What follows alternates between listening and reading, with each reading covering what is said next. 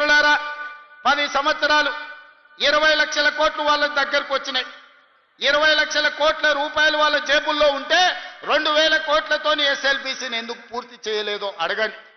ఇవాళ ఈ ప్రాంతంలో ఉన్న సాగునీటి ప్రాజెక్టులు ధర్మారెడ్డి కాలువ కావచ్చు, పిలాయపల్లి కాలువ కావచ్చు, లేకపోతే గంధమల్ల కావచ్చు, ఏ ఒక్క ప్రాజెక్టు కూడా పూర్తి కాలేదు. 10 ఏళ్లలో ఇవాళ మనం పూర్తి చేయాలి అనుకుంటే కాళ్ళల్లో కట్టెబెట్టి కింద పడేయాలని చూస్తూ ఇవాళ మీకు ఎందుకు మెడికల్ కాలేజ్ కట్టలేదు? ఇవాళ యాదగిరి గుట్ట మీద కాంట్రాక్టులు ఇచ్చి ఎవరికి మెక్కినరో ఇవాళ మీకు అందరికీ తెలుసు. నేను ఆరోపణలు చేయదలుచుకోలేదు, దేవుడిని వివాదాలకు రాజకీయాలకు లాగదలుచుకోలేదు. కానీ అది ఊరికే పోయిందా? యాదగిరిగుట్ట లక్ష్మీ నరసింహస్వామి దగ్గర జరిగిన అపచారానికి మూల్యం చెల్లించలేదా?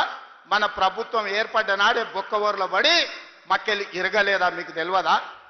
చేసిన పాపాలు ఎక్కడికి పోవు, మన ఎంబడే వస్తూనే ఉంటాయి నీడలాక. ఇవాళ పాపాలు చేసిండ్రు కాబట్టి మీ పరిస్థితి గట్లయింది. నేను అంటలేని మాట ఆ పార్టీ నాయకురాలే అన్నారు. ఏమన్నారు మిత్రులారా?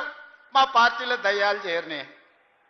సొంతింటి బిడ్డ టీఆర్ఎస్లు ఉన్నోళ్ళు దయ్యాలని చెప్తుంటే సమాధానం చెప్పలేక దయ్యాల నాయకుడు ఫామ్ హౌస్లో నిద్రపోతుండు. నేను అడుగుతున్నది బీఆర్ఎస్ కాదు, డిఆర్ఎస్. డిఆర్ఎస్ అంటే దయ్యాల రాజ్య సమితి. అది ఇయాల అది భారత రాష్ట్ర సమితి కాదు, అది దయ్యాల రాజ్య సమితి.